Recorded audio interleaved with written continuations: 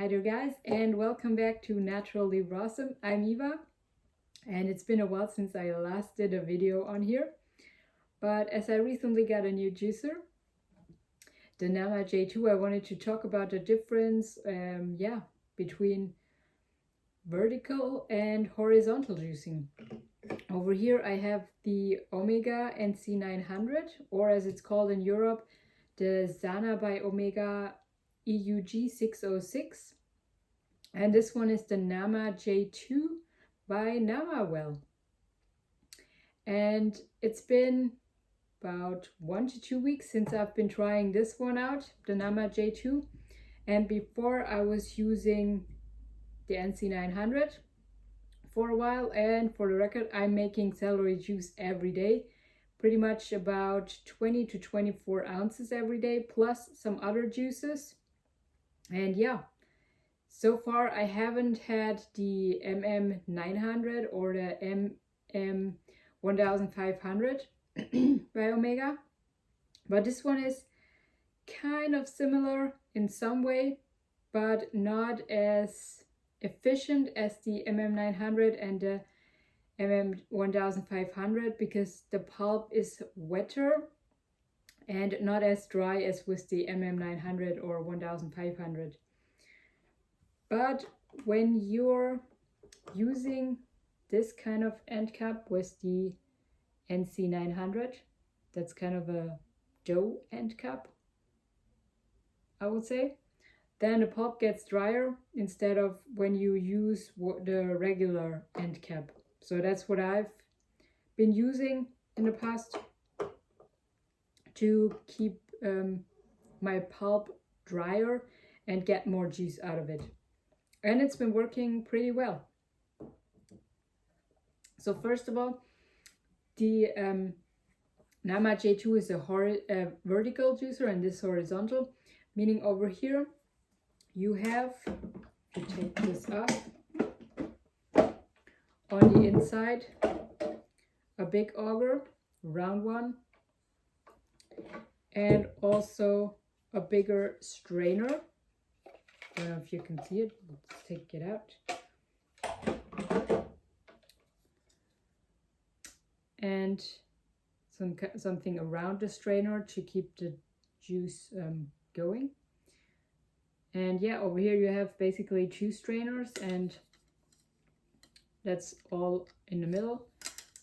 And it has a collecting department where you can store up to 16 ounces of juice before opening the end cap, the cap to let out the juice. And over here you don't have a cap. There is a juicer where there is a cap, but most of the juicers that are horizontal don't have a cap, so it's constantly running as you're juicing, and you have your juice collecting jar under it, and the pulp comes out over here. And this one on the inside has a little bit of smaller strainer compared to that one, which is why it also might take a little longer to juice things, and a smaller auger. And yeah, for green juices and stuff like that, the horizontal juicers are very good and very efficient, whereas the vertical juicers are sometimes having a challenge because things get stuck in the pulp outlet hole. There is one hole where all the pulp goes through. You see this over here on the bottom, this one here. And then it goes to the pulp outlet in here, and then you see over here inside, here it's gonna come through. There's kind of a rubber stopper to keep it from running out consistently or easily, so the pulp is drier. But yeah, as the fibers sometimes collect in this kind of thing, it gets clogged up and it's sometimes challenging to juice greens. But with this one so far, everything worked well, and I've been juicing greens every now and then or every day, and it's been working fine.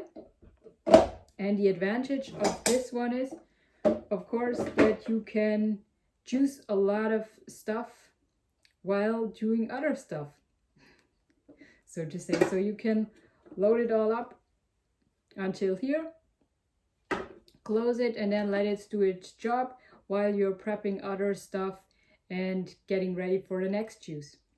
And with this one, you constantly have to feed things into the chute to keep on juicing it, and then you always have to be present and you can't really do anything while you're juicing.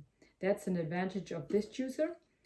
And pulp wise, in my comparison, as I'm using this outlet on the NC900, the pulp was pretty much the same on both juicers, so there wasn't much of a difference.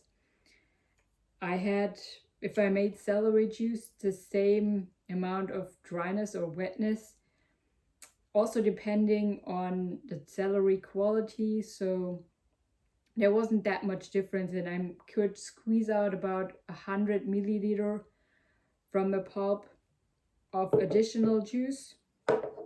Sometimes I do it, sometimes the pulp is drier. It always depends on the celery quality, and then I don't strain it or squeeze out the additional liquid from the pulp.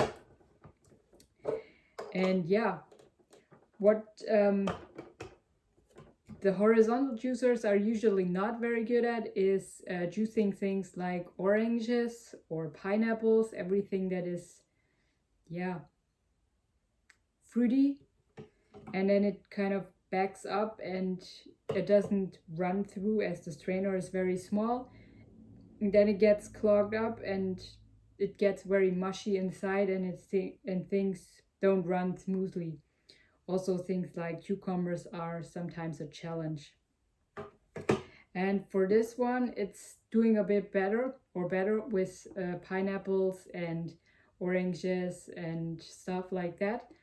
It might take a while until everything went through, but in the end, it always works out, and you don't have to kind of open it all up and clean it out and, yeah, get started all over again, like with this one. So they both have their pros and cons. I like that I can prepare kind of my celery the night before and pack it in the hopper, and then in the morning I just have to get it out and put it on the machine and then keep it running while doing other stuff.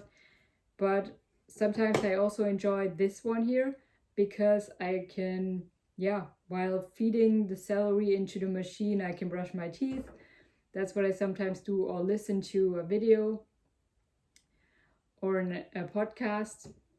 And yeah, and another thing to keep in mind is the cleaning effort afterwards. I mean, juicing time-wise, they're pretty much the same. Maybe this one is a little bit faster because you can prep all of the stuff and then keep it running while doing other things, while you constantly have to feed this one here by yourself. But as you can see, there are a lot of parts. I mean, you have the hopper, the auger, two kind of parts in this juice container, and then over here you have, yeah, just these two end parts. They're cleaned pretty quickly. And then the strainer, the auger, and this one. And I would say you only take about a minute to clean it. It's very easy to clean, as I can speak for the NC900. I don't know how it is in the MM900 or MM1500, but usually it takes me only 1 to 2 minutes to clean this up. So the time that it might need more time to juice stuff than compared to the Nama J2, but then I'm faster in cleaning this up. So in the end, it kind of evens out, because over here you have more parts, bigger parts that might take a little longer to clean. It's still easy to clean, But yeah, it evens kind of out. I tried both for the last 4 weeks, 2 weeks this, 2 weeks this, and time-wise, I end up with needing the same amount of time. But of course, if you're a family of multiple people and make a lot of juice, then this one might be a great choice, because you can feed a lot of stuff in it while prepping other stuff and get a lot of juice done. While with this one, it might take a little longer to get everything going and done. Pulp wise, as I mentioned, they're both the same. But of course, if you have the MM900, the pulp is drier than with the NC900. So I hope this video is helpful for you and might ease your choice in getting the right juicer for you. If you prefer to prep your juices ahead and have time to prepare other stuff while your ingredients are juiced, go for the J2. And if you like kind of the ease of the morning and kind of meditate while you're juicing, then you go for the NC900, or better said, for the MM900 or MM1500, because they're more efficient in extracting out every drop of juice. But yeah, it's always a matter of personal choice. I don't want to say let's get this one or let's get this one. It all depends on your preferences. I like them both, and I both love their individual benefits. And sometimes I'm still using this one, sometimes I use this. It always depends. So yeah, if you want to check out the Nama J2, you can find a link down below where you get 10% off if you want to buy it. For this one, I don't have a discount code, but for this one. So yeah, just check them out and let me know if you have questions. I hope you enjoyed this video and hope to see you guys soon with another comparison video. So stay tuned. And as always, remember, keep it nice and simple, and as always, naturally Rawsome. Bye!